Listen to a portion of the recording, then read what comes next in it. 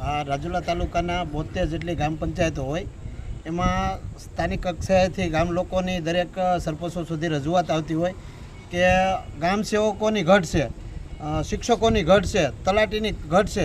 આવા અનેક મુદ્દાને લઈને ગામ લોકોની માંગણીને અમે વાસા આપવા માટે 72 ગામના સરપંચો વતી અમારું પરિષદ દ્વારા એક આવેદનપત્ર આપ્યું છે કે અમારી માંગણી એવી છે કે દરેક ગામમાં 2 ગામ દીઠ એક તલાટી છે.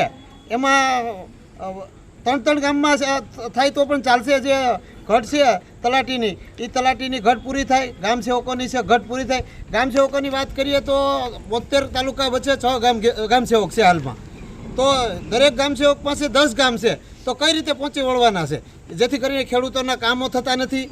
આવી અનેક મુશ્કેલી પડી રહી છે, જેથી અમારે સરપંચોએ નક્કી કર્યું છે કે સરકારશ્રી સુધી આ વાત પહોંચે અમારી, અને ડેપ્યુટી કલેક્ટરના માધ્યમથી અમારી વાત પહોંચાડવા માટે સરકારશ્રી સુધી એમને બાંહેધરી આપી છે. અને વહેલી તકે આ પ્રશ્ન અમારો સોલ્વ થાય એવી અમારી આશા છે. ને બીજી વાત અમારી શિક્ષકોની છે. દરેક ગામમાં 3-4 શિક્ષકોની ઘટ છે ગામ દીઠ. હવે શિક્ષક છે, ગામના ગરીબ પરિવારના બાળકો ભણતા હોય છે, જે પાયાનું શિક્ષણ મળવું છે એ બરાબર મળતું નથી શિક્ષકોની ઘટને કારણે. એના લીધે જે પાયાનું ભણતર બગડે છે બાળકોને, એના માટે અમારી રજૂઆત છે. એ પણ માંગણી અમારી વહેલી તકે સ્વીકારવામાં આવે એવી અમારા જે પ્રશ્નો છે એ અમે આવેદનરૂપી સરકારમાં રજૂઆત કરી છે.